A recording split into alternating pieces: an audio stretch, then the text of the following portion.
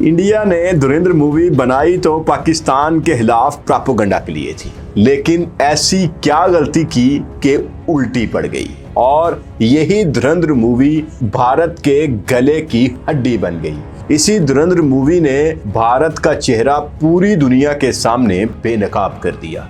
ये वो फैक्ट्स, वो सियासी, वो समाजी, वो गलतियां जो कि पाकिस्तान एक मौक़िफ़ इख्तियार करता था और भारत उसको जुटाता था, वो खुद ही तस्लीम कर लिया। तो वो क्या क्या है, इस सारी डिटेल के लिए वीडियो को एंड तक देखिएगा, इंशाल्लाह मज़ा आएगा।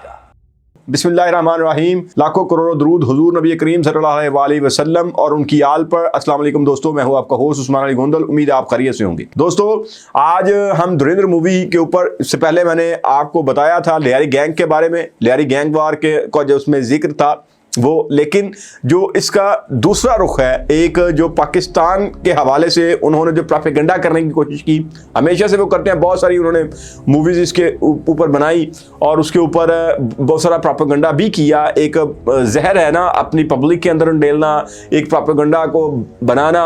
मूवीज़ देखी जाती हैं, इंडिया की मूवीज़ बहुत अच्छी होती हैं।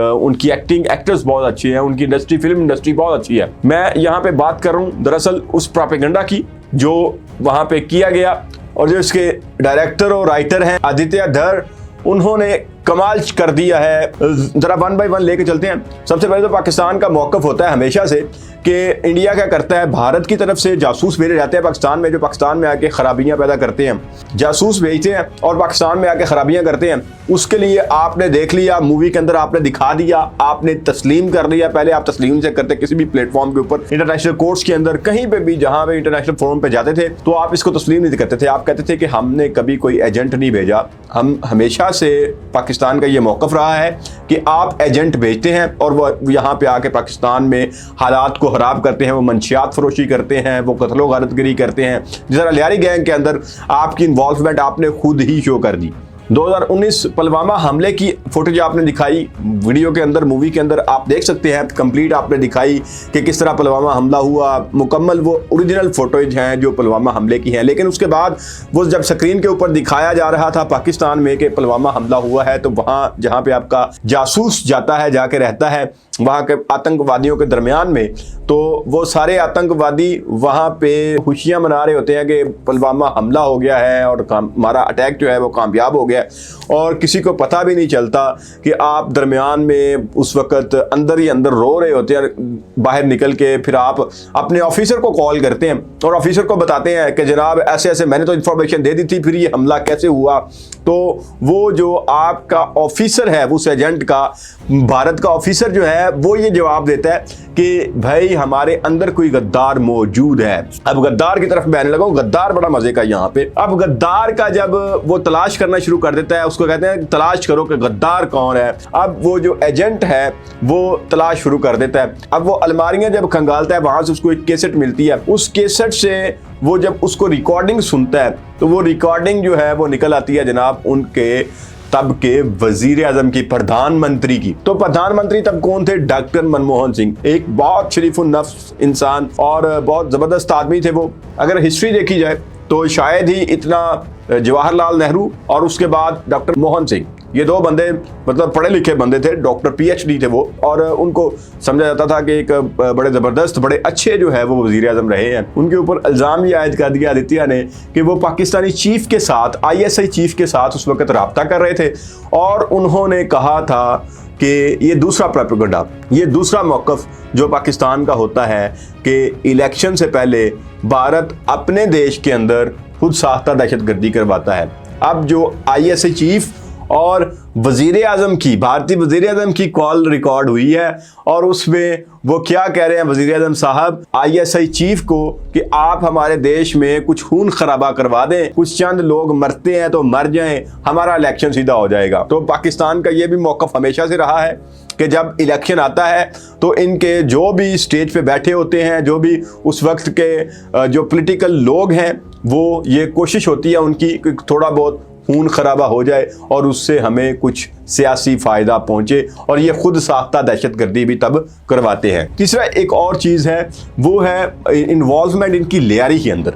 लियारी के अंदर पाकिस्तान का हमेशा से ये मौक़िफ़ रहा है कि लियारी गैंग वार के पीछे भारत मौजूद था, हर वक्त मौजूद था। उनको फंडिंग करने में, उनको असला बारूद जो कुछ था वो भारत की तरफ से उनको मिलता था। और इवन जो पैसों की मशीन के बारे में यहाँ पे दिखाया गया है, जो कि वहाँ पे जनाब पैसे छापने वाली, नोट छापने वाली मशीन थी, वो उनके मिनिस्टर ने कहा कि ये तो काम नहीं कर रही और अगले ही दिन उसको पाकिस्तान भेज दिया गया और लियारी में इंडियन जो है वो नोट छापे जा रहे थे और यहाँ से लोगों को वहाँ पे ख़रीदा जा रहा था। तो अब ये एक ऐसा प्रोपेगेंडा था जो करने को तो वो कर रहे थे पाकिस्तान के ख़िलाफ़, लेकिन ये सारा उनके अगेंस्ट ही जाता है। चले मान लें कि 2014 से तो इस वक्त मोदी जी, क्योंकि आदित्य जो है वो मोदी जी के हक़ में ये सारी मूवी को मोल्ड करके लेके जा रहा है कि मोदी सरकार आई है। क्योंकि वो आपने देखा है जब वो रिकॉर्डिंग चलती है, रिकॉर्डिंग के बाद वो ऑफिसर से दोबारा रब्ता करता है एजेंट, तो वो कहता है अभी तुम इंफॉर्मेशन इकट्ठी करते जाओ, एक ना एक दिन कोई देशभक्त जो है वो सरकार आएगी तो वो इसको सारे मामलात को लेके चलेगी।